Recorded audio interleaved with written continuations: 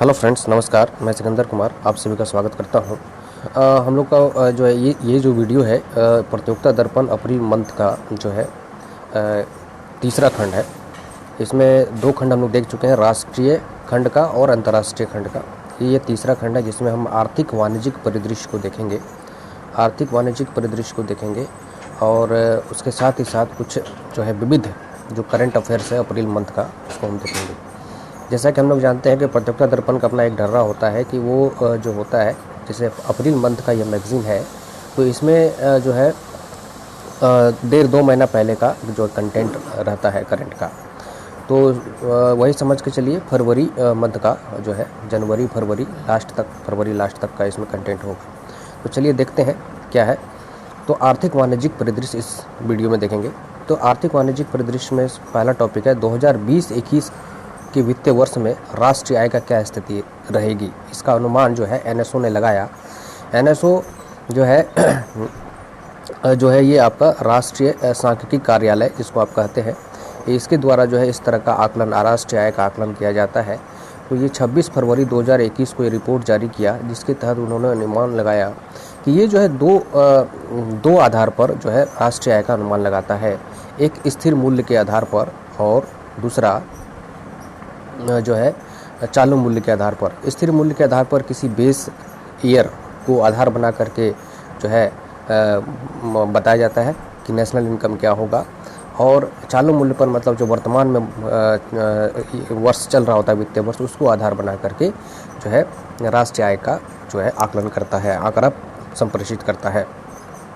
तो इसमें हम देखते हैं कि जीडीपी के बारे में उन्होंने क्या कहा। जीडीपी होता क्या है, देखिए जब किसी भी अर्थव्यवस्था या अथवा देश के बारे में अगर जानना हो, उसकी आर्थिक स्थिति के बारे में जानना हो तो जीडीपी को जानना बहुत ज़रूरी होता है। इसलिए जीडीपी से जीडीपी, एनएनपी, जीएनपी है ना, एनएनपी, फिर एनएनपी निकाल लिए तो फिर आप जो है उसमें जनसंख्या से डिवाइड कर देते हैं तो पर कैपिटा इनकम आ जाता है, मतलब प्रति व्यक्ति आय निकल जाता है। और नेशनल इनकम जो एनएनपी निकाल लिए तो नेशनल इनकम निकल गया। तो जीडीपी निकालना, जीएनपी निकालना, एनएनपी निकालना है ना, ये इससे ये पता चलता है कि किसी खास वित्तीय वर्ष में उस अर्थव्यवस्था अथवा देश के अंदर जो वस्तु एवं सेवा का उत्पादन हुआ उसका मौद्रिक मूल्य क्या रहा, और इससे अर्थव्यवस्था की स्थिति का पता चलता है ना।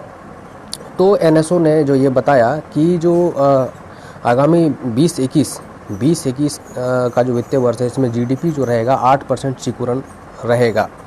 8% सिकुड़न का मतलब ये होता है कि वो माइनस में वृद्धि दर होगा। तो इसका मतलब है कि पिछले साल के बनिस्पत इस साल जो है -8% वृद्धि दर जीडीपी में होगा, मतलब लॉस में है। ये है स्थिर मूल्य के आधार पर। और चालू मूल्य के आधार पर क्या बताया, तो 3.8% का सिकुड़न, मतलब ये भी माइनस में रहेगा, 3.8% वृद्धि दर। ठीक है, तो इस तरह से उन्होंने यह कहा। आगे देखते हैं, ये जो एनएसओ जो है अपना साल में 4 क्वार्टरली रिपोर्ट देता है जिसके आधार पर एक वित्तीय वर्ष का जो है एक सही आंकड़ा, सही अनुमान दे पाता है। तो प्रथम तिमाही में जो क्वार्टरली में उन्होंने जो अपना रिपोर्ट दिया था तो वो देखिए क्या दिया था, कहा था कि जो 24.4% सिकुड़न रहेगा जीडीपी। फिर द्वितीय तिमाही में जो आंकड़ा दिया उसमें 7.3% सिकुड़न रहा, मतलब थोड़ा सा बेहतर स्थिति में आया।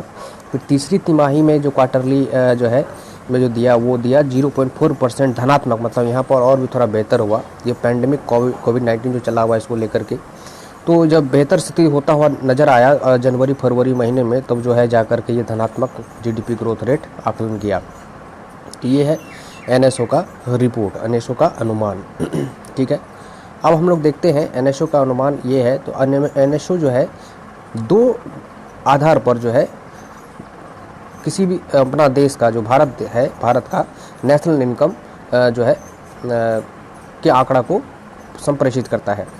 तो स्थिर मूल्य के आधार पर, एक तो है स्थिर मूल्य के आधार पर, देखिए हम दो अलग अलग कर दिए। चालू मूल्य के आधार पर, स्थिर मूल्य के आधार पर जीडीपी क्या आकलन किया है, तो 8% सिकुड़न। ठीक है, और जीवीए से भी पता चलता है कि किसी भी अर्थव्यवस्था का जो है क्या स्थिति है और वो उसका जो है ग्रोथ रेट क्या है। जीवीए से और भी शुद्ध तरीके से पता चलता है। हालांकि जीडीपी से भी पता चलता है, जीवीए से भी पता। जीवीए क्या होता है, ग्रॉस वैल्यू एडेड। ठीक है, ये जीडीपी तो जानते ही किसी देश के अंदर में उत्पादन कुल उत्पादन जो है वस्तु का और सेवाओं का उत्पादन का जो मौद्रिक मूल्य होता है अंतिम एक वित्तीय वर्ष में, उसको हम जीडीपी कहते हैं। और जीवीए क्या होता है? जीवीए भी वही होता है, लेकिन इसमें क्या होता है कि जो किसी भी वस्तु और सेवा के उत्पादन में जो इनपुट लगता है उसको इनपुट को माइनस कर देते हैं, तब जीवीए निकलता है। तो जीवीए से भी किसी अर्थव्यवस्था का जो है स्थिति का पता चलता है कि वो अर्थव्यवस्था किस स्थिति में है, बेहतर है कि खराब है, और इसी के आधार पर जो है सरकार को योजना वगैरह प्लानिंग वगैरह करने में सुविधा होती है, नीतियाँ वगैरह बनाने में सुविधा होती है। तो इस तरह से जीवीए के बारे में भी एनएसओ ने कहा, क्या कहा, तो 6.5% सिकुड़न रहेगा। देखिए जीडीपी के बारे में कहा 8% सिकुड़न रहेगा, और 6.5% जीवीए के बारे में कहा कि सिकुड़न रहेगा। ठीक है, ये सब का वीडियो हम अलग में बना देंगे। इकोनॉमिक्स टर्म है कुछ, जीडीपी, जीएनपी, एनएनपी, है ना, नेशनल इनकम जो है, जीवीए वगैरह क्या होता है, बेहतर तरीके से आप लोग समझ लीजिएगा। राष्ट्रीय आय क्या होता है, national income, per capita income क्या होता है, एक अलग स्पेशल वीडियो में बता देंगे। ठीक, तो चलिए फिर नेक्स्ट है राष्ट्रीय आय। राष्ट्रीय आय मतलब जीडीपी निकलने के बाद एनएनपी निकलता है, नेट नेशनल प्रोडक्ट, उस पर जो है राष्ट्रीय, उसको ही राष्ट्रीय आय कहते हैं। तो राष्ट्रीय आय के बारे में उन्होंने क्या कहा कि जो 2021 का जो वित्तीय वर्ष है उसमें जो होगा राष्ट्रीय आय वो होगा 116.47 लाख करोड़, जो कि पिछले वार के बनिस्पत -8.2% का माइनस में है, लॉस में है। तो आप इसको राष्ट्रीय आय में भी थोड़ा सा वृद्धि जो है आप माइनस में देख सकते हैं, मतलब सिकुड़न देख सकते हैं। 2019-20 में 126.81 लाख करोड़ का इनकम हुआ था राष्ट्रीय आय। इस बार अनुमान लगाया गया 116.47 लाख करोड़ का। इसका मतलब है कि पिछले साल के वनिस्पत इस साल जो होगा वो होगा माइनस में जो है राष्ट्रीय आय। प्रति व्यक्ति आय, जब राष्ट्रीय आय निकल गया तो प्रति व्यक्ति आय निकालने के लिए बस जनसंख्या से भागा दे देते हैं। जनसंख्या से जब भागा दे देते हैं तो ये निकल जाता है, ये भी माइनस में आ गया। पिछले साल देखिए जो है, पिछले साल 94,566 प्रति व्यक्ति आय था, और इस बार जो है 85,929 रुपया प्रति व्यक्ति आय इनकम है, पर कैपिटा इनकम इसको कहते हैं। तो ये भी माइनस में रहा, ये भी सिकुड़न में रहा। तो ये सिकुड़न होने का कारण यही है, पेंडेमिक जो भी चला हुआ है, पेंडेमिक के कारण। ये तो था स्थिर मूल्य पर। स्थिर मूल्य पर हम जो बेस कभी कभी ये पूछ लिया जाता है, तो स्थिर मूल्य पर जो हम एनएसओ के द्वारा जो ये आकलन किया जाता है, डाटा संप्रेषित किया जाता है राष्ट्रीय आय का, जीडीपी का, ये सब का, जीवीए वगैरह का, तो इसके लिए आधार वर्ष क्या है? आधार वर्ष जो है आपका 2011-12 है, इसको भी आपको ध्यान में रखना चाहिए। अब चालू मूल्य पर देख लेते हैं जीडीपी। तो चालू मूल्य पर जीडीपी में भी माइनस में ही है, -3.8% सिकुड़न आकलन किया गया। फिर जीवीए जो है -3.7 आकलन किया गया, जीवीए भी माइनस में है। चालू मूल्य पर भी थोड़ा, लेकिन कम नुकसान है, चालू मूल्य पर कम दिखता है ना, आधार मूल्य पर ज़्यादा नुकसान दिख रहा है। ठीक, ये है। उसके बाद आपको राष्ट्रीय आय में भी देखिए, चालू मूल्य पर अधिक है राष्ट्रीय आय, है ना, यहाँ 116.40 लाख करोड़ है अनुमानित, तो यहाँ 173.18 लाख करोड़ अनुमानित है। तो ये हो गया चालू मूल्य पर। प्रति व्यक्ति आय जो है वो भी ज़्यादा है चालू मूल्य पर, है ना, 1,27,768 रुपया प्रति व्यक्ति आय है, ऐसा जो है चालू मूल्य के आधार पर एनएसओ ने बताया। तो ये हो गया आपका पहला टॉपिक, राष्ट्रीय आय का जो है ना 2020-21 के जो है। नेक्स्ट चलते हैं हम लोग, नेक्स्ट देखते हैं। नेक्स्ट है देखिए, भारत और मॉरिशस के बीच में व्यापक आर्थिक सहयोग और समझौता 22 फरवरी 2021 को हुआ। ठीक है, 22 फरवरी 2021 को भारत और मॉरिशस के बीच में व्यापक आर्थिक सहयोग समझौता हुआ। इसको आप कहते हैं CECPA समझौता। आपको कभी कभी इस तरह से पूछ, CECPA समझौता भारत का किस देश के साथ हुआ है? Comprehensive economic cooperation and partnership agreement इसका नाम हुआ पूरा। 22 फरवरी 2021 को हुआ। मॉरिशस क्या है? अरब सागर में अवस्थित एक जो है द्वीपीय देश है, और जो कि अफ्रीकन महाद्वीप में पड़ता है। और यहाँ पर जो है अपना बिहार का ज़्यादा लोग रहते हैं, और सरकार जो वहाँ के प्रधानमंत्री है प्रविंद जगन्नाथ, है ना, वहाँ का भाषा भोजपुरी है। तो लेबर के तौर पर अंग्रेज़ों के द्वारा वहाँ ले गया था, और वहीं पर जो है सारे लोग बिहारी लोग ज़्यादा है ना, इंडियन ज़्यादा है। तो जो है हालांकि वो अफ्रीकन महादेश का कंट्री है, तो इसलिए भारतीय विदेश मंत्री एस जयशंकर और मॉरिशस के प्रधानमंत्री प्रविंद जगन्नाथ के बीच जो है यह समझौता हुआ। ठीक है, CECPA समझौता। अब देखिए ये समझौता में क्या हुआ, दोनों देशों के बीच व्यापार को प्रोत्साहित करने और उसे बेहतर करने के लिए यह समझौता हुआ है। ठीक है, व्यापार को प्रोत्साहित करने और बेहतर करने के लिए समझौता हुआ। इसमें क्या हो गया है कि ये पहला मौका है जब किसी अफ्रीकन महाद्वीप की कंट्री के साथ भारत का फ्री एवं व्यापक व्यापार समझौता हुआ है। फ्री व्यापार समझौता मतलब ये जो है हमारे कुछ वस्तुओं को वहाँ चिन्हित किया गया और भारत के कुछ वस्तु के लिए वहाँ का बाज़ार खुल जाएगा और वहाँ के कुछ वस्तुओं के लिए यहाँ का बाज़ार खुल जाएगा। तो देखिए भारत के 310 उत्पादों के लिए मतलब 310 प्रोडक्ट के लिए मॉरिशस में बाज़ार खुलेगा और मॉरिशस के 615 प्रोडक्ट के लिए भारतीय बाज़ार खुला रहेगा। इसमें कोई भी शुल्क वगैरह नहीं लगेगा, इसलिए इसको कहते हैं स्वतंत्र एवं व्यापक व्यापार समझौता। ठीक है, भारत का जो है इस तरह का समझौता अमेरिका वगैरह के साथ होता है, कभी कभी जो पड़ोसी देशों के साथ होता है ना, लेकिन यह अफ्रीकन कंट्री पहला है जब अफ्रीकन किसी कंट्री के साथ यह समझौता हुआ है। यह समझौता किसी अफ्रीकी महादेश के अफ्रीकी देश के साथ भारत में का यह पहला स्वतंत्र व्यापार मुक्त व्यापार समझौता है। मुक्त व्यापार समझौता का मतलब ये होगा कि फ्री ट्रेड है। इसमें चिन्हित किया गया 310 उत्पाद यहाँ भारत का वहाँ बिकेगा और 615 उत्पाद वहाँ का यहाँ बिकेगा। चलिए नेक्स्ट चलते हैं, नेक्स्ट टॉपिक में।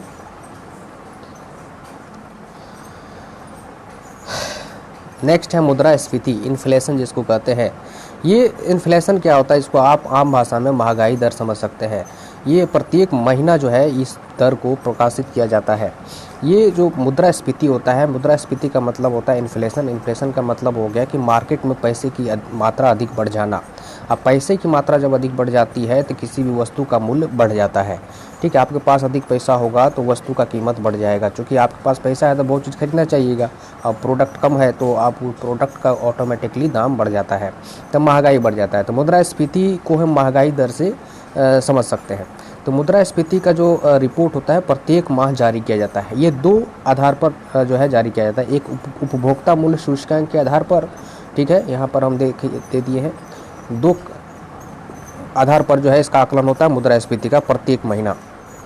एक होता है उपभोक्ता मूल्य सूचकांक के आधार पर, जिसको आप CPI आधारित कहते हैं, कंज्यूमर प्राइस इंडेक्स के आधार पर, कंज्यूमर प्राइस इंडेक्स के आधार पर। और दूसरा होता है थोक मूल्य सूचकांक के आधार पर, WPI के आधारित, मतलब होल सेल प्राइस इंडेक्स के आधार पर। ठीक है, उपभोक्ता मूल्य सूचकांक के आधार पर जो मुद्रास्फीति का आकलन होता है वो होता है, उसके लिए आधार वर्ष है 2012। और थोक मूल्य सूचकांक के आधार पर जो मुद्रास्फीति का आकलन होता है WPI आधारित जो होता है उसका होता है बेस वर्ष 2011-12। ठीक है, देखिए इसमें एक और इम्पोर्टेंट बात है जो समझना है कि जो उपभोक्ता मूल्य सूचकांक के आधारित जो मुद्रास्फीति का जो प्रत्येक महीना जारी किया जाता है तो कौन करता है, ये समझना जरूरी होगा। उपभोक्ता मूल्य सूचकांक के आधारित जो मुद्रास्फीति का जो दर है वो तय जो करता है वो करता है सांख्यिकी एवं कार्यक्रम क्रियान्वयन मंत्रालय के द्वारा। सांख्यिकी स्टैटिस्टिक्स प्रोग्राम इम्प्लीमेंटेशन मिनिस्ट्री के द्वारा ये जो है ये जारी किया जाता है उपभोक्ता मूल्य सूचकांक पर आधारित मुद्रास्फीति। और जनवरी 2021 में जो है 4.06% रहा मुद्रास्फीति, और जबकि पूरे वर्ष के लिए सारे महीना का निकाल करके एवरेज निकाला जाता है तो पूरे वर्ष के लिए जो ये रहा 6 से 7% रहा महंगाई दर। तो पूरे वर्ष वाला आपको ध्यान में रखना है ना, प्रत्येक महीना वाला कितना ध्यान रखिएगा, प्रत्येक महीना इसका रिपोर्ट आता है। ठीक, तो ये है। तो आपको ये मेनली इसमें ध्यान रखना है कि मुद्रास्फीति का जो उपभोक्ता मूल्य सूचकांक आधारित मुद्रास्फीति है या महंगाई दर, उसका आधार वर्ष क्या होता है, कौन जो है इसको प्रकाशित करता है, तो सांख्यिकी एवं कार्यक्रम मंत्रालय के द्वारा प्रकाशित किया जाता है। थोक मूल्य सूचकांक आधारित जो है आपका जो मुद्रास्फीति है उसका कौन जारी करता है, तो जनवरी महीना के लिए WPI आधारित जो है 2.03% रहा है ना, 2.03% रहा ये। और दिसंबर 2020 में 1.22% रहा, इसका मतलब थोड़ा महंगाई बढ़ा। ये इसका जो प्रकाशन करता है थोक मूल्य सूचकांक आधारित मुद्रास्फीति का, ये करता है केंद्रीय वाणिज्यिक एवं उद्योग मंत्रालय के द्वारा, है ना, प्रति माह जारी किया जाता है। ये देखिए दोनों इम्पोर्टेंट है, ये मुद्रास्फीति उपभोक्ता मूल्य सूचकांक आधारित केंद्रीय कार्यक्रम सांख्यिकी मंत्रालय के द्वारा, और ये केंद्रीय WPI आधारित जो है केंद्रीय वाणिज्यिक एवं उद्योग मंत्रालय के द्वारा। ये चीज़ कभी कभी परीक्षा में बीपीएससी पूछ लेती है, आप लोग को ध्यान में रखना चाहिए। ठीक है, चलिए नेक्स्ट है, देखिए अब उद्योग केंद्रीय वाणिज्यिक उद्योग मंत्रालय के द्वारा जारी किया जाता है। तो इसमें भी कभी कभी आपको खास तौर पर ये पूछ लिया जाएगा पर्टिकुलर तौर पर कि जो है ये केंद्रीय वाणिज्यिक उद्योग, देखिए हर मंत्रालय में बहुत सारा विभाग होता है, तो कौन सा विभाग करता है इसका, तो केंद्रीय वाणिज्यिक उद्योग मंत्रालय के अंतर्गत जो उद्योग संवर्धन एवं व्यापार विभाग है ना, उद्योग संवर्धन एवं व्यापार विभाग मतलब उद्योग को प्रमोट करने वाला विभाग जो है, और व्यापार ट्रेड डिपार्टमेंट है के अंतर्गत जो है एक आर्थिक सलाहकार बोर्ड होता है, वही जो उसी के द्वारा जो है यह आधार वर्ष 2011-12 के आधार पर प्रत्येक महीना जो है WPI आधारित जो है इंडेक्स जारी करता है, मतलब मुद्रास्फीति जारी करता है। ठीक है, नेक्स्ट देखिए,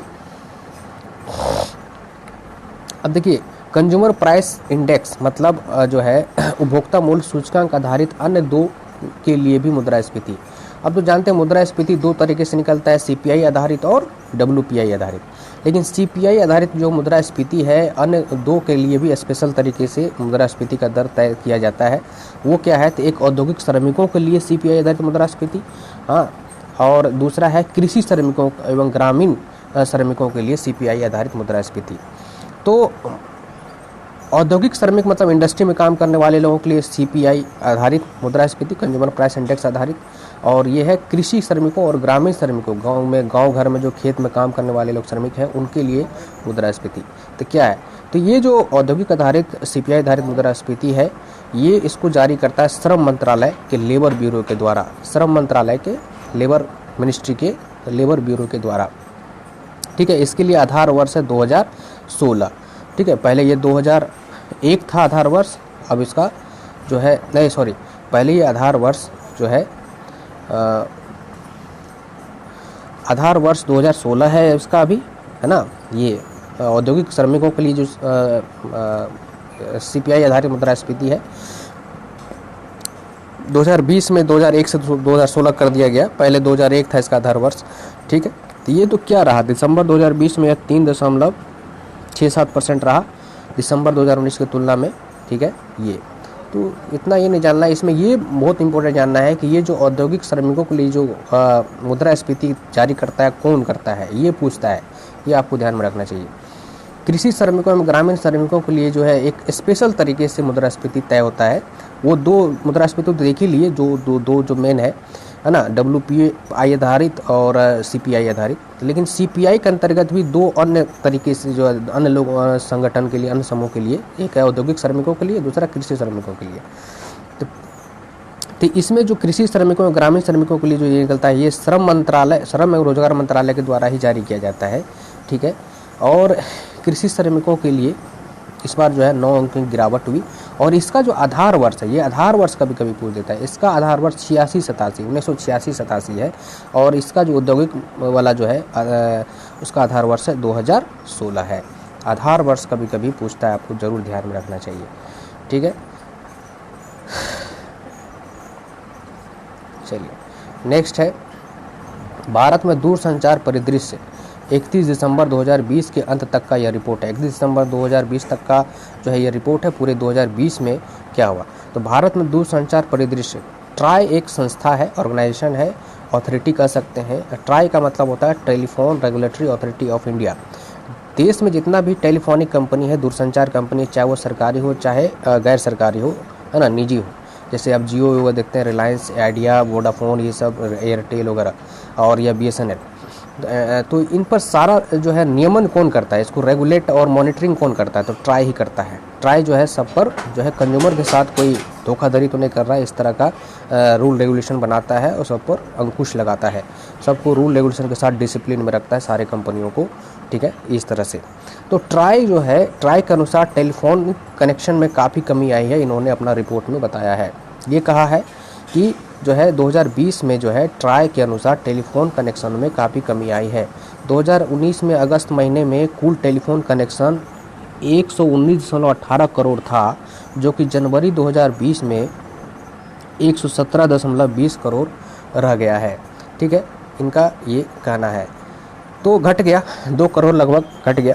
टेलीफोन में भी गिरावट आया, टेली डेंसिटी में भी गिरावट आया। टेली डेंसिटी क्या होता है कि प्रत्येक 100 व्यक्ति पर कितने लोग टेलीफोन यूज करते हैं, चाहे वो मोबाइल, चाहे वो तार वाला फ़ोन हो, चाहे बिना तार वाला फ़ोन हो, तो कितना यूज करते हैं, तो उसी को टेली डेंसिटी कहते हैं। दिसंबर 2020 के अंत तक में 86.38 जो है टेली डेंसिटी भारत का आकलन किया गया।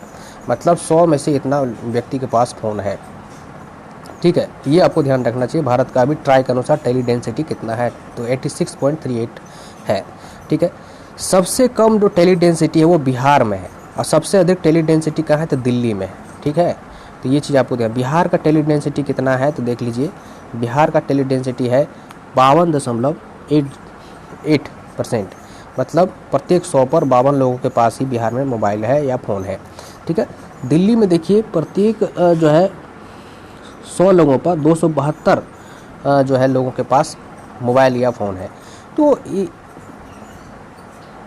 मतलब 272 मोबाइल फ़ोन है ना, इस तरह से मोबाइल या फ़ोन है। इस तरह से आपको जो है सबसे अधिक और सबसे कम टेली डेंसिटी देख लिए। अब ये देख लेते हैं भारत में जो सेवा प्रदाता कंपनी है टेलीफोन के क्षेत्र में, दूरसंचार के क्षेत्र में, उसमें कौन सबसे अव्वल है, बाजार में हिस्सेदारी किसकी अधिक है। तो इसको हम देख लेते हैं, दूरसंचार सेवा प्रदाता कंपनियों की बाजार में हिस्सेदारी किसकी कितनी है। इसको देखिएगा तो सबसे प्रदाता कंपनियों में सबसे ज़्यादा जो हिस्सेदारी है बाज़ार में, मार्केट में, उसका जो कंज्यूमर है वो है जियो, 35.43% हिस्सेदारी बाज़ार में इसका है। भारतीय एयरटेल का 29.36% सेकंड नंबर पर है। वोडाफोन आइडिया एक साथ है तो उसका 24.6%। BSNL देखिए 10.29% के साथ जो है पिछड़ गया है। MTNL भी भारत जो है ये सरकारी है और BSNL भी सरकारी है। तो MTNL का भी जो महानगर टेलीफोन निगम लिमिटेड होता है, ये नगरों में काम करता है। ठीक है, तो इसका भी कम है। तो सबसे अधिक जो है बाजार का हिस्सेदारी जियो का है, दूसरे नंबर पर भारतीय एयरटेल है। ये हो गया आपका जो है ट्राई का रिपोर्ट। 2020-21 में देश में खाद्यान्नों सहित अधिकांश उपजों का रिकॉर्ड उत्पादन। देखिए 2020-21 का जो वित्तीय वर्ष है उसमें जो है खाद्यान्न का जो है सहित जो अन्य जो व्यावसायिक फसल होते हैं उसका उत्पादन का क्या आंकड़ा रहेगा, क्या अनुमान रहेगा, इसके लिए जो कृषि मंत्रालय, कृषि एवं कल्याण मंत्रालय के द्वारा रिपोर्ट जारी किया गया। अग्रिम अनुमान लगाएगा 24 फरवरी 2021 को। इसमें जो है ये अग्रिम अनुमान जो है मानसून की स्थिति क्या रही इस साल, उसी के आधार पर जो है किया जाता है। तो मानसून जो इस बार 2020 में रहा था वो सामान्य स्थिति से 9% अधिक मानसून रहा था, जिसके आधार पर जो है खाद्यान्न उत्पादन, जो खाने वाला जितने भी उत्पादन होते हैं, फसल होते हैं उसके, और जो व्यापारिक फसल होते हैं, है ना, उनके उत्पादन के बारे में आकलन किया गया। तो क्या आकलन किया गया इसको देख लीजिए। BPSC इस तरह से डाटा वाला क्वेश्चन कभी कभी पूछ लेती है, आपको इसको स्किप नहीं करना चाहिए। BPSC को डरने को समझिए, वो कहाँ से क्वेश्चन उठाती है। तो इसमें कुल खाद्यान्न वाला हम एक साइड कर दिए। तो कुल खाद्यान्न जो है उत्पादन कभी कभी कुल वाला पूछ लेता है। तो कुल खाद्यान्न जो 2019-20 में हुआ था 297.50 मिलियन टन हुआ था। 1 मिलियन टन में 10 लाख टन होगा। ठीक है, तो इसी तरह से 297.50 मिलियन टन 2019-20 में हुआ था। तो 2020-21 में ये अनुमान लगाया 303.34 मिलियन टन कुल खाद्यान्न, है ना। तो थोड़ा सा बढ़ोतरी हुआ, 2 और 3 5 मिलियन टन लगभग बढ़ता हुआ नज़र आ रहा है। तो खाद्यान्न में तो बहुत चीज़ आ जाता है, चावल, गेहूँ, मोटा अनाज, ये सब आ जाता है। ठीक है, मोटे अनाज, दलहन, तिलहन, सोयाबीन, जो खाने वाला चीज़ है, तो उसमें बहुत सारा चीज़ आ जाता है। तो इसमें सबसे जो मुख्य फसल है उसके बारे में जान लेना। जैसे चावल का उत्पादन क्या रहेगा, ये से देखिए 2019 में क्या रहा था, ये यहाँ पर है 2019 वाला। हमको 2019 से कोई लेना देना नहीं, 2019 हम इसलिए लिख दिए ताकि इससे तुलना कर सके कि कितना बढ़ोतरी इस साल हो रहा है। 2020 वाला हमको देखना है, 2020-21 में क्या होने की संभावना है, कृषि मंत्रालय ने जताया है। तो चावल के उत्पादन जो होगा इस बार 120.32 मिलियन टन होगा। 303 में से 120 मिलियन टन चावल होगा, सबसे ज़्यादा चावल होगा। उसके बाद गेहूं देखिए 109.24 मिलियन टन होगा सेकेंड नंबर पर। मोटे अनाज में बाजरा वगैरह आ जाता है, ये सब आ जाता है, तो ये 49.36% मिलियन टन रहेगा। दलहन देखिए, दलहन कभी कभी पूछ लिया, दलहन 24.42 मिलियन टन। दलहन एक बार लिख दिया तो दलहन में जितना भी दाल कैटेगरी है सब मिला करके इतना होगा, ये ध्यान रखिएगा। मूंग, अरहर, चना, ये सब मिला करके। ठीक है, उसके बाद देखिए तिलहन, तिलहन में भी जितना भी तेल वाला जो फसल है वो सब मिला करके इतना जो है होगा 34.31 मिलियन टन। कभी कभी तिलहन भी पूछ देता है कितना होने का अनुमान है, ये है। तो आप तुलना कर सकते हैं 2019-20 वाला से, तो कौन कौन फसल बढ़ रहा है। सभी फसल लगभग थोड़ा थोड़ा बढ़ रहा है, बढ़ता हुआ नज़र आ रहा है। क्यों? तो इसके पीछे कारण है कि इस बार मानसून अच्छा रहा। ठीक है, ये है। तो ये तो चीज़ था आपका जो है खाद्यान्न फसल। अन्य वाणिज्यिक फसल देख लेते हैं, व्यावसायिक फसल। तो गन्ना, तो गन्ना में जो है 2019 में देखिए यहाँ पर 2019 वाला हम कर दिए हैं 2019 वाला यहाँ पर है तुलना करने के लिए। हम लोग को 20 वाला देखना है, 20-21 वाला। तो 397.66 मिलियन टन जो है गन्ना उत्पादन होने का संभावना है। कपास देखिए तो ये 36.54 मिलियन गांठ। कपास का आकलन और जूट का आकलन जो है मेस्ता, जूट, कपास, गांठ में किया जाता है। तो 36.54 मिलियन गांठ। तो एक गांठ में कपास में होता है 170 किलोग्राम। ठीक है, ये भी लिख दी। कभी कभी इस तरह से एक गांठ में कितना होता है तो ये पूछ देता है। तो आपको 36.54 मिलियन गांठ कपास की उत्पादन होने वाली है।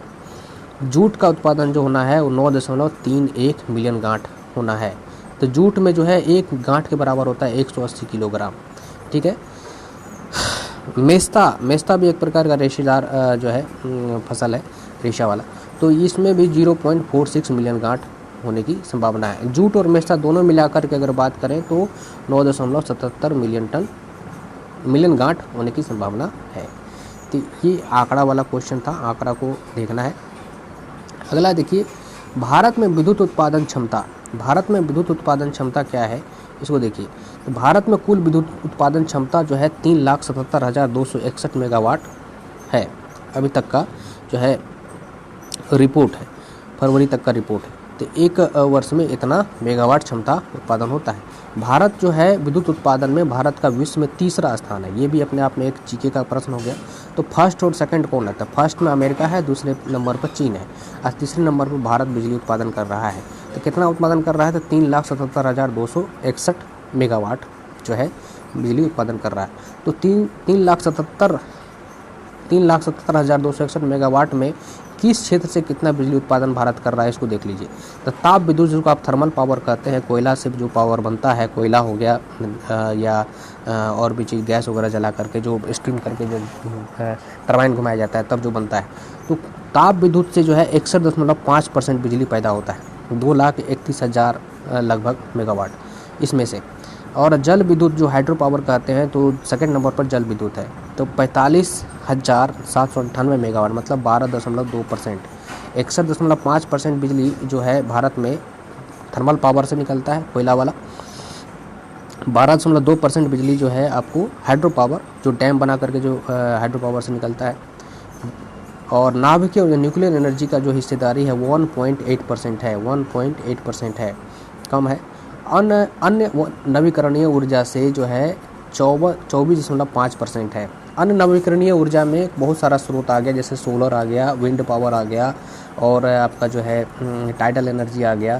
तो इस तरह से नवीकरणीय ऊर्जा का मतलब होता है कि वैसे स्रोत से ऊर्जा का उत्पादन करना जो स्रोत कभी ख़त्म ही ना हो, है ना। जैसे थर्मल पावर्स कोयला से करते हैं तो कोयला तो कभी समाप्त हो सकता है ना, लेकिन सनलाइट समाप्त नहीं हो सकता। तो इसीलिए सनलाइट को नवीकरणीय ऊर्जा के श्रेणी में रखा गया है।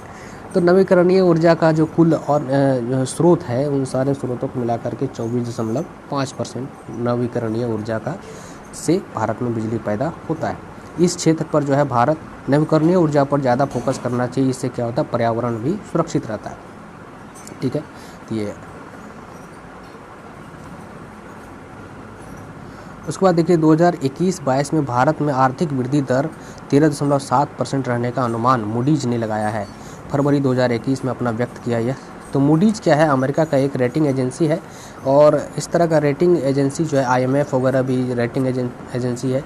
वो हर लगभग सभी देशों का जो है रेटिंग जो है देता है कि किस देश का आगामी वित्तीय वर्ष में क्या जो है स्थिति रहने वाला है, आर्थिक अर्थव्यवस्था का, किस अर्थव्यवस्था का क्या स्थिति रहने वाला है। तो इसके लिए मूडीज जो अनुमान लगाया, पिछले अपने अनुमान से 21-22 में 10.8% वृद्धि दर अनुमान लगाया था, कि वो अनुमान ये लगाया था कि 2021-22 में जो भारत का जो आर्थिक वृद्धि दर रहेगा वो रहेगा 10.8% रहेगा। लेकिन वो फिर से जो है संशोधित करके जब देखा कि पैंडेमिक भारत में कंट्रोल में आ गया है, तो जो है संशोधित करके जो उसको बढ़ा दिया, कहा कि जो है 21-22 में भारत का जो आर्थिक वृद्धि दर रहेगा वो रहेगा 13.7%। 13.7%। ठीक है। ये मूडीज भारत अमेरिका का एक संस्था है, रेटिंग एजेंसी है। और अगला देखिए, भारत सहित अधिकांश देशों में 2020 में कच्चे इस्पात के उत्पादन में गिरावट आया है। देखिए, कुछ देशों को अगर छोड़ दें तो जो है सभी देशों में अमूमन कच्चे इस्पात के उत्पादन में कमी आई है। कच्चे इस्पात को हम क्रूड स्टील भी कहते हैं। तो ठीक है, भारत का विश्व में जो है दूसरे स्थान पर जो है क्रूड स्टील उत्पादन में दूसरे स्थान पर है, मतलब कच्चे इस्पात के उत्पादन में भारत दूसरे स्थान पर है ना। 2018 में जापान को पीछे छोड़ते हुए दूसरे स्थान पर आ गया। उससे पहले वो भारत तीसरे स्थान पर था।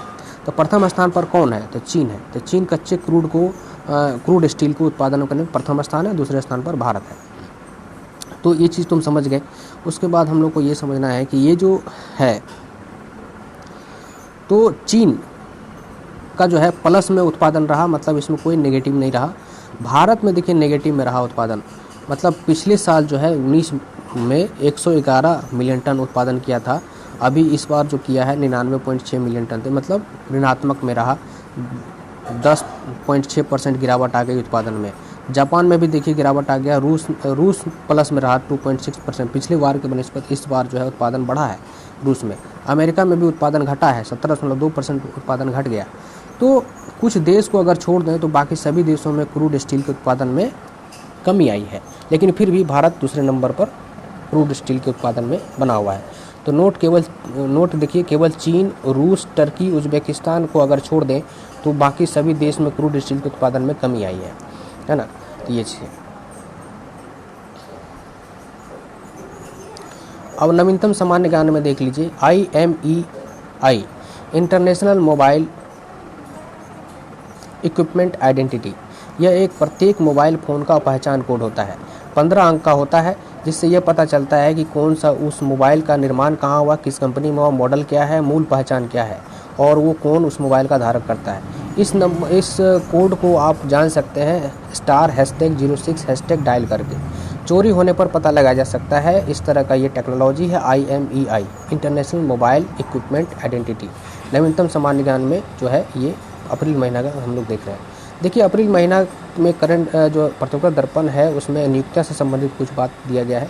तो नियुक्तियां जो है अप्रैल महीना का करंट जो मैगजीन है, तो इसमें ज़रूर है कि फरवरी महीने में जो भी नियुक्तियां होगी वही इसमें होगा। तो देखिए क्या हुआ है।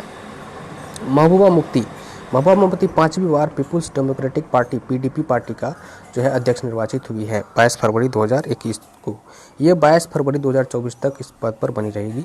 PDP के संस्थापक मुफ्ती मोहम्मद सईद थे, जो कि इस जो है महबूबा मुफ्ती के पिताजी थे। ठीक है। PDP से अभी हाल फिलहाल में ही PDP से टूटकर एक नया दल बना जिसका नाम है जम्मू कश्मीर अपनी पार्टी। ये पूरा नाम है पार्टी का, जम्मू कश्मीर अपनी पार्टी, जो BJP को समर्थन देता है। जो है ये है।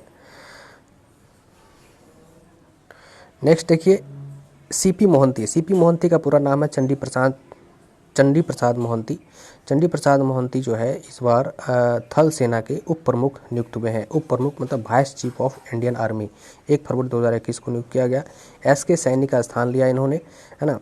फिर अगला जो नियुक्ति है देखिए, कांग्रेस के मल्लिकार्जुन खड़गे राज्यसभा के विपक्ष का नेता नियुक्त हुए हैं। इससे पहले गुलाम नबी आज़ाद राज्यसभा के विपक्ष के नेता थे। तो गुलाम नबी आज़ाद का कार्यकाल राज्यसभा में समाप्त हो गया, जिसके बाद मल्लिकार्जुन खड़गे को राज्यसभा में विपक्ष का नेता नियुक्त किया गया। कांग्रेस का ये मेंबर है। और लोकसभा में विपक्ष का नेता कौन है? तो अधीर रंजन चौधरी, जो कि बंगाल से आते हैं, है ना। लोकसभा में विपक्ष का नेता हैं। नेक्स्ट देखिए, कुलदीप सिंह को जो है आपका जो है CRPF का महानिदेशक 1 मार्च 2021 को नियुक्त किया गया।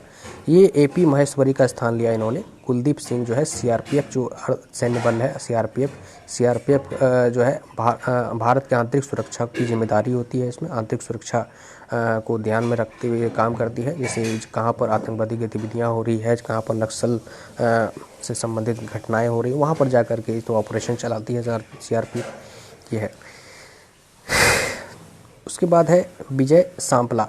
विजय सांपला जो बीजेपी नेता रहे हैं और ये पंजाब से बिलोंग करते हैं, पंजाब के बीजेपी अध्यक्ष भी रहे हैं। तो राष्ट्रीय अनुसूचित जाति आयोग NCSC national commission of schedule caste के नए अध्यक्ष नियुक्त किए गए हैं विजय सांपला। ठीक है, 24 फरवरी 2021 को नियुक्त किया गया। उपाध्यक्ष के तौर पर अरुण हालदार को नियुक्त किया गया है। तो अध्यक्ष के तौर पर इनको विजय सांपला को और उपाध्यक्ष के तौर पर अरुण हालदार को।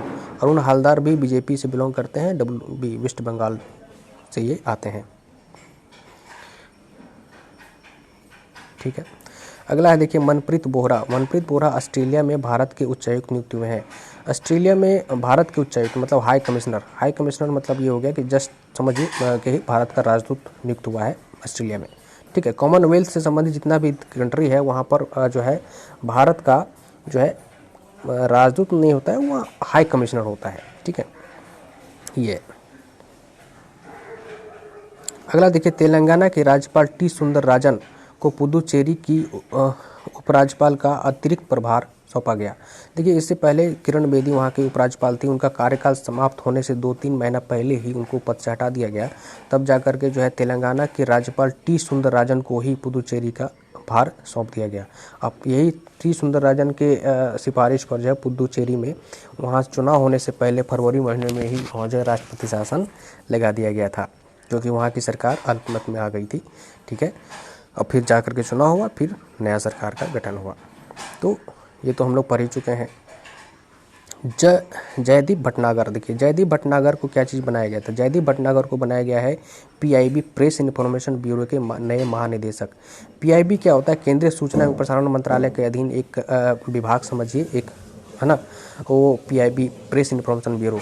जितने भी सरकार के द्वारा जितने निर्णय होते हैं, जितना जो है वो सारा चीज़ PIB में प्रकाशित होता है। PIB साइट होता है, वहाँ पर जाइएगा तो सारा चीज़ सरकार के द्वारा जितने भी आधिकारिक तौर पर घोषणाएं होती है, पत्रकार यहीं से सूचना कलेक्ट करता है और पत्रकार लोग जो है पूरे हम लोगों को, आप लोगों को सूचना देता है।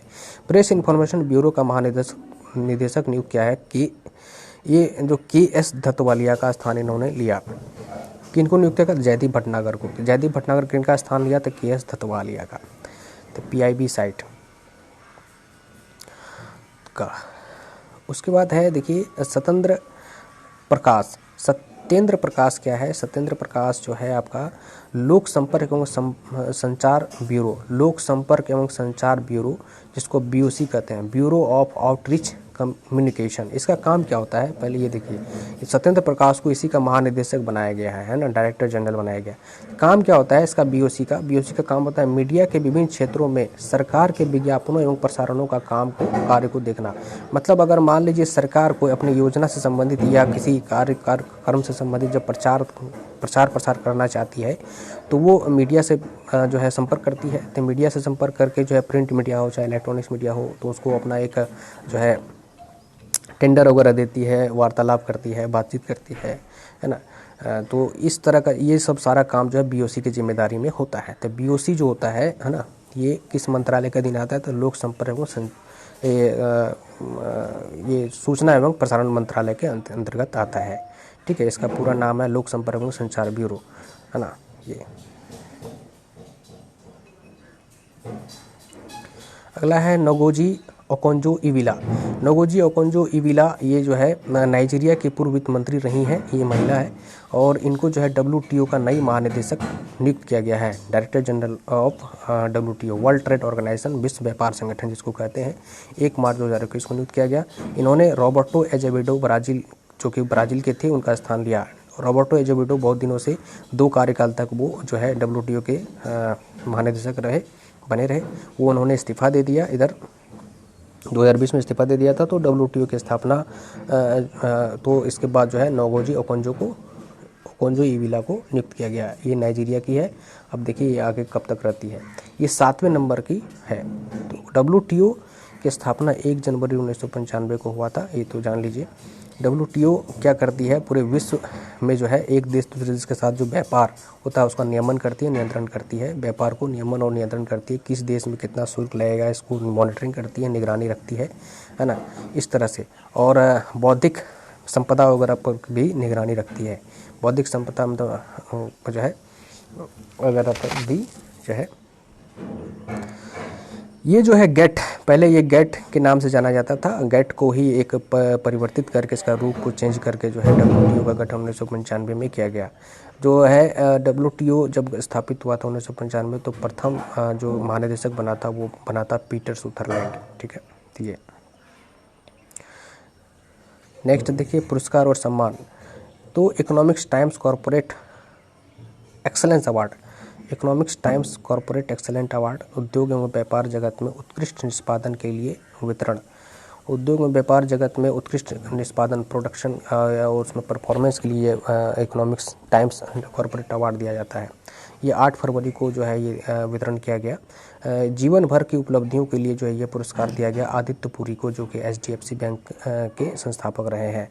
Business leader of the year का जो है दिया गया पवन मुंजाल को, जो कि हीरो मोटर कॉर्प के CEO रहे हैं। वर्ष का सर्वश्रेष्ठ उद्यमी अडार पूनावाला, जो सीरम इंस्टीट्यूट ऑफ इंडिया का CEO है, जो कि कोविशील्ड वैक्सीन को मैन्युफैक्चर किया है और उसका जो टेक्नोलॉजी वो ऑक्सफोर्ड का था। ठीक है, तो ये है। Business women of the year का पृथा और सुनीता रेड्डी को अपोलो ग्रुप की है। बिजनेस रिफॉर्मर ऑफ द, ये बहुत इंपॉर्टेंट है, इसको आपको देखना होगा। Business reformer of the year, तो ये शक्तिकांत दास, जो कि रिजर्व बैंक ऑफ इंडिया के गवर्नर हैं, इनको दिया गया। मतलब ऐसा किया इन्होंने जिससे कि बिजनेस में सुधार हुआ। ठीक है, इनको ये अवार्ड मिला है। 78वें गोल्डन ग्लोब पुरस्कार 2021। गोल्डन ग्लोब पुरस्कार जो है ये अमेरिका के ब्रेवली हिल्स कैलिफोर्निया में दिया गया। ये जो है फिल्म जगत से जुड़ा हुआ है। ड्रामा श्रेणी में जो ये गोल्डन ग्लोब पुरस्कार 78वें गोल्डन ग्लोब पुरस्कार दिया गया, वो सर्वश्रेष्ठ फिल्म का नोमाड लैंड फिल्म को दिया गया। डायरेक्टर क्लो झाओ है। और सर्वश्रेष्ठ अभिनेता का चैडविक बोसमैन को दिया गया। ठीक है, और सर्वश्रेष्ठ अभिनेत्री का जो है आंद्रा डे को दिया गया। ठीक है, इस तरह से आंद्रा डे को दिया गया। चैडविक बोसमैन सर्वश्रेष्ठ अभिनेता और सर्वश्रेष्ठ अभिनेत्री आंद्रा डे। फिर उसके बाद देखिए जो है म्यूजिकल कॉमेडी श्रेणी में, ये 2 श्रेणी में दिया जाता है, ड्रामा श्रेणी और म्यूजिकल कॉमेडी श्रेणी। तो म्यूजिकल अथवा कॉमेडी श्रेणी में सर्वश्रेष्ठ फिल्म का जो दर्जा प्राप्त हुआ वो हुआ जो है विराट सब्सिक्वेंट फिल्म को। निर्देशक जो है असम वेलिनेर। ठीक है, असम वेलिनेर है। उसके बाद है सर्वश्रेष्ठ अभिनेता साचा बैरन कोहेन। सर्वश्रेष्ठ अभिनेत्री रोशामूड पाइक है ना, यहाँ पर फिल्म का नाम है ब्रैकेट में। ठीक, और अगर देखते हैं तो सर्वश्रेष्ठ निर्देशक तो क्लो झाओ, जो कि फिल्म नोमाड लैंड के जो है डायरेक्टर हैं। विदेशी भाषा में सर्वश्रेष्ठ फिल्म जो है मिनारी को मिला है। तो इस तरह से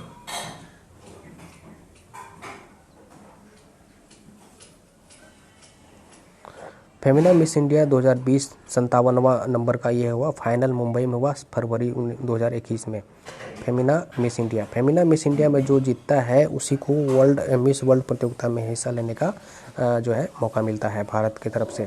तो फेमिना मिस इंडिया में जो इस बार जो विजेता रही वो रही मानसा वाराणसी, तेलंगाना की है मानसा वाराणसी। नाम है वाराणसी तो मत समझिएगा वाराणसी क्या है।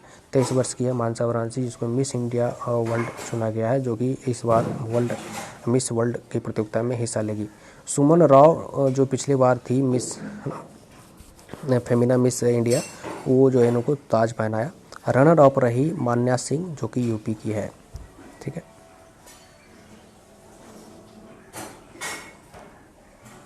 देखिए निधन, कुछ लोगों का निधन हो गया। अख्तर अली जाने माने टेनिस खिलाड़ी रहे हैं, कोलकाता में इनका निधन हो गया। ठीक है, ये जिशान अली के पिता हैं। जिशान अली का जानते होंगे, डेविस कप में खेलने वाले भारतीय टेनिस टीम के वर्तमान कप जो है कोच हैं। ठीक है, ये जो है आपका अख्तर अली जाने माने टेनिस खिलाड़ी रहे हैं। 60 के दशक में ये इन्होंने बहुत सारा डेविस कप खेला था। उसके बाद है बुश टेल्स न्यूजीलैंड के ऑलराउंडर क्रिकेटर रहे हैं। 70 वर्ष की आयु में 6 फरवरी 2021 को इनका निधन हो गया। ठीक है, राजीव कपूर के बारे में जानते होंगे। ये राज कपूर के सबसे छोटे बेटे हैं, ऋषि कपूर के छोटे भाई, अभिनेता और निर्माता दोनों थे। 58 वर्ष की उम्र में इनका निधन हो गया फरवरी महीने में। ठीक है, अभिनय, इनका जो अभिनय से इनका फेमस हुए थे, ये राम तेरी गंगा मैली में इन्होंने एक्टिंग किया था। और पहली फिल्म जो इनकी थी वो एक जान है हम। फिल्म जगत में ये सक्सेस नहीं हो पाए। 1983 में इनका एक फिल्म आया था, एक जान है हम, पहली फिल्म। ठीक,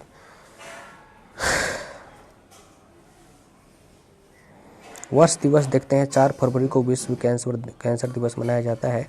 ठीक है, जो है 11 फरवरी को इंटरनेट सुरक्षा दिवस, इंटरनेट को सुरक्षा को लेकर के। 20 फरवरी को संयुक्त राष्ट्र सामाजिक न्याय दिवस मनाया जाता है, यूनाइटेड नेशन के द्वारा 2007 से निर्णय लिया गया। 21 फरवरी को अंतर्राष्ट्रीय मातृभाषा दिवस मनाया जाता है, यूनेस्को द्वारा स्वीकृति 1999 को मिला। ये बांग्लादेश के पहल पर ये अंतर्राष्ट्रीय मातृभाषा दिवस मनाया जाता है 21 फरवरी को। 24 फरवरी को केंद्रीय उत्पाद शुल्क दिवस मनाया जाता है। 24 फरवरी को केंद्रीय उत्पाद शुल्क दिवस। ठीक है, 28 फरवरी को राष्ट्रीय विज्ञान दिवस मनाया जाता है। 28 फरवरी को राष्ट्रीय विज्ञान दिवस इसलिए मनाया जाता है क्योंकि 28 फरवरी 1928 को ही सीवी रमन ने रमन प्रभाव का जो है खोज किया था।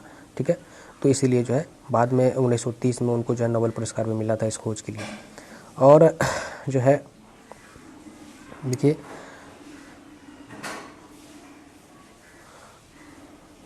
12 फरवरी से जो है चीन में, 12 फरवरी 2021 से चीन में धात्विक बैल वर्ष है ना, धात्विक बैल वर्ष मनाने का जो है घोषणा किया गया। इससे पिछले बार 2020 वाला में जो है धात्विक चूहे वर्ष मनाया गया था। तो 12 वर्ष में लगातार जो है किसी न किसी जानवर के नाम पर वर्ष मनाता है चीन। तो इस बार जो 21 वाला मनाएगा वो धात्विक बैल वर्ष मनाएगा। ठीक है, तो ये पुस्तकें देखिए, method in the madness, Iyer Parameswaram के द्वारा ये पुस्तक लिखी गई है ना। Yes man, untold story of Rana Kapoor, ये पवन सिंह लाल के द्वारा ये जो है लिखा गया है। ठीक, ऑफर ऑफ गिफ्टेड वॉइस, ये केशव देसी राजू के द्वारा लिखा गया है। तो चलिए इस वीडियो में इतना ही। थैंक यू, धन्यवाद। फिर आगे हम लोग एक वीडियो अप्रैल का देखेंगे, सार संग्रह वाला, तथ्य संग्रह, उसमें कुछ निचोड़ आ जाएगा। और अप्रैल के खंड में जो है अप्रैल पत्रकार दर्पण में बिहार का बजट भी दिया है। तो हम लोग बिहार बजट का एक स्पेशल वीडियो में देख लेंगे। बजट बहुत महत्वपूर्ण होता है, बजट से सवाल आ जाता है। आर्थिक समीक्षा और बजट, बिहार का आर्थिक समीक्षा और बिहार का बजट देख लेंगे। वो बीपीएससी परीक्षा में 2-3 डाटा वाला क्वेश्चन, 3-4 डाटा वाला क्वेश्चन वहीं से वो बहुत पूछ लेता है। तो चलिए ठीक है, थैंक यू, धन्यवाद।